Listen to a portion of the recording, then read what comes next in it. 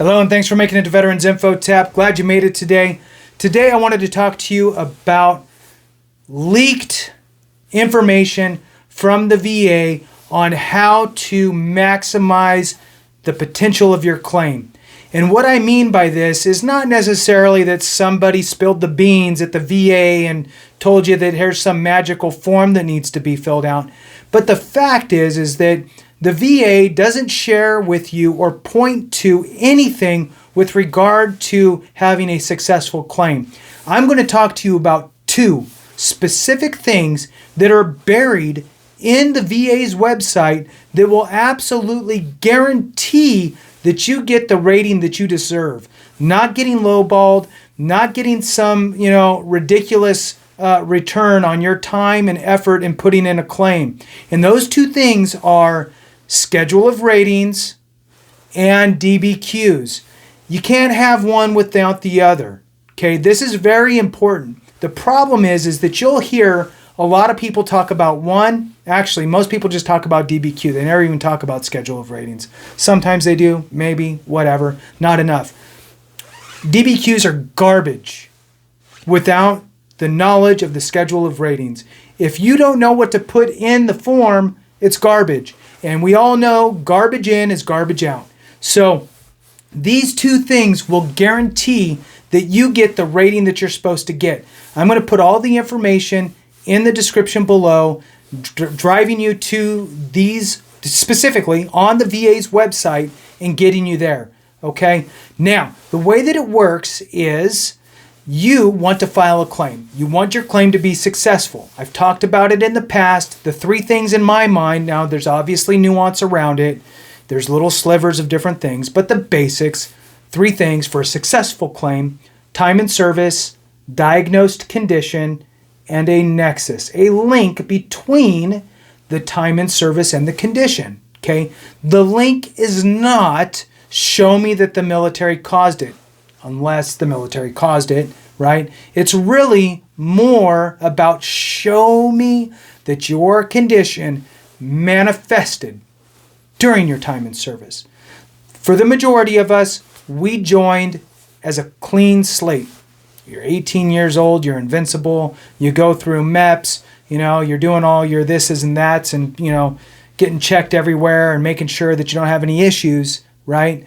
And then you go through that and now you're a clean slate. Now, there are some situations where people had a waiver to get in. Maybe they had they hurt something here or there, but they were still good and physically fit enough to be able to make it.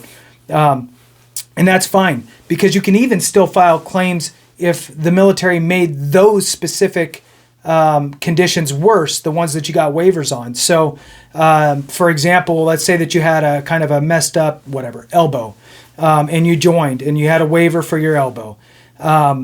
Let's say that your elbow would have resulted in a 10% rating with the VA, but now over time in the military, your elbow now turned into more like a 30% rating. Well, they're going to, and this isn't exactly how it works, but it gives you the right mindset. They're going to go, okay, well, you were 10% when you came in. Now you're 30. We'll give you a 20. And so that's kind of how the methodology around it, right? So they'll kind of bridge the gap. Now, having those things in place for your successful claim is important. Okay, you have your diagnosis, you have all that, but here's the problem. You don't know what you're going to be rated at. Some of these ratings will have 2, 3, 4, 5 different potential ratings. You could be a 10, 30, 50, 70, 100%. You don't know where you fall. So you're guessing. You're blindfolded throwing darts and you have no clue. How about if we take the blindfold off and turn on the lights and put you in front of the dartboard with a nice set of darts? How about that? This is what that is. Okay? The schedule of ratings is the magical book for the VA. Okay? All the DBQ does is allows a doctor to put it in some sort of a formalized order for the VA rater to be able to look at it, digest it, and compare and contrast it with the schedule of ratings, so that way they can ensure that they're assigning you the appropriate rating. So the schedule of ratings, again, I'm going to put in the description below the link to it where all the different books are. So it's broken into books, the schedule of ratings, okay? These schedule of ratings are for everything for like, they'll have one that's musculoskeletal. They'll have one that's mental health. They'll have neurological, right? So you find the right rating schedule for your specific condition. Then once you find your specific condition, it's going to have the potential ratings for each condition, or not each condition, for each severity of your condition. So for example, if you have migraine headaches, you might get a 10, a 30, or a 50% rating. If you have GERD, you might get a 10%, a 30%, or a 60% rating. Now, you'll read each one of the lines that's assigned with each percentage, because it'll tell you if you exhibit this, then you're a 60%. If you're this, then you're a 30. If you're this, then you're a 10, right? Sit there, read it. You are the patient. You know you better than anybody. You know if you're exhibiting X, Y, and Z, right? It's you who tells the doctor that you're exhibiting those things. The problem is that we half tell what we're experiencing.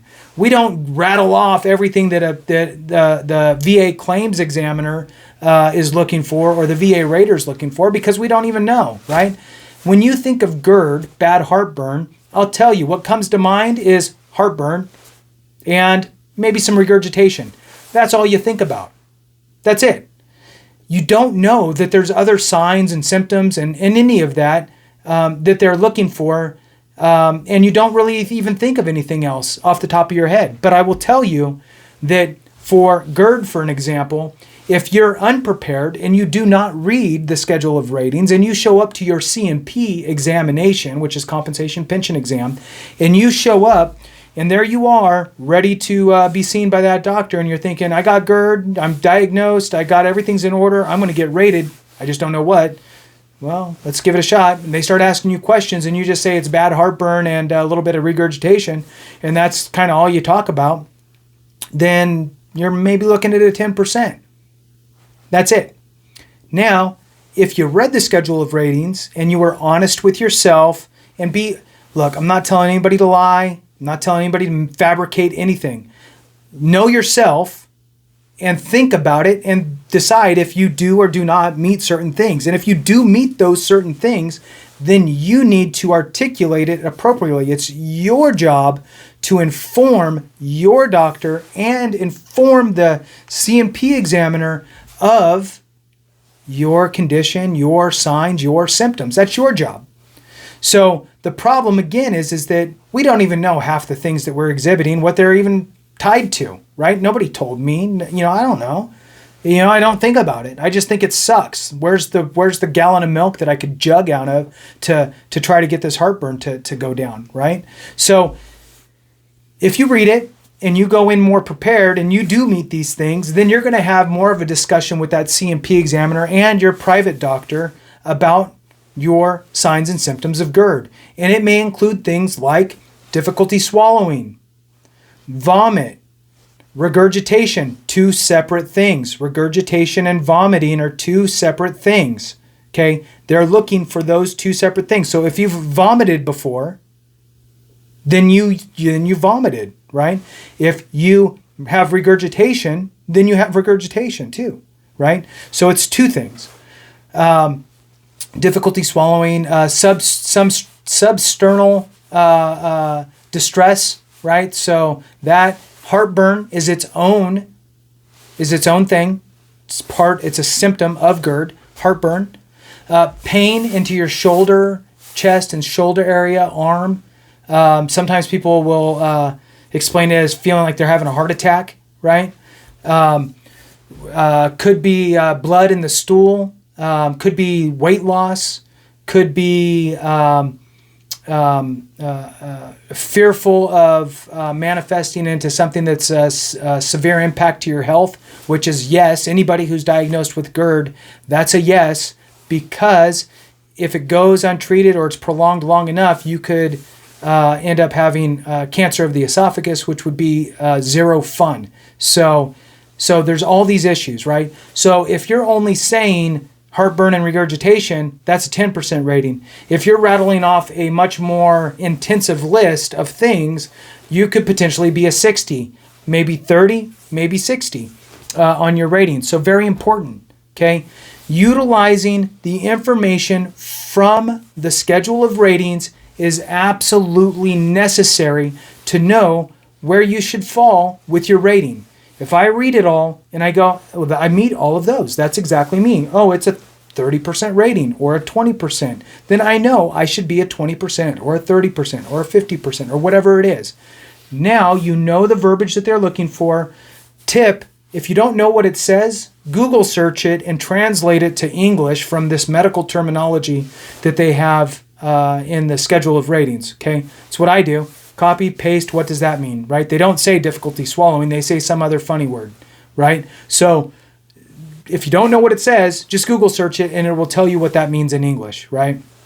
Then you can utilize that information and have a discussion with your primary doctor if you're at the upfront stages of your claim and have them complete a DBQ for you that you could submit as evidence with your claim.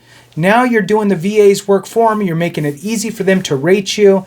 Everything is dialed in and looks clean and nice. Then when you go to your C&P exam, same information to that doctor. Highly suggest, print it out.